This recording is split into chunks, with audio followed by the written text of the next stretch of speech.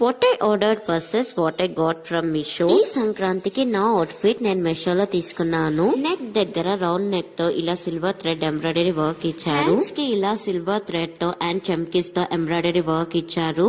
Yoke part లో కూడా చమ్కీస్ తో వర్క్ ఇచ్చారు. చాలా షైనీగా ఉంది.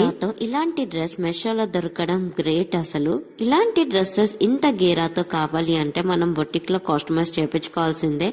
కానీ మెషోలో చాలా తక్కువ ప్రైస్ లో వచ్చింది. బయటతో కంపేర్ చేస్తే చాలా అఫోర్డబుల్ ప్రైస్ లో ఉంది.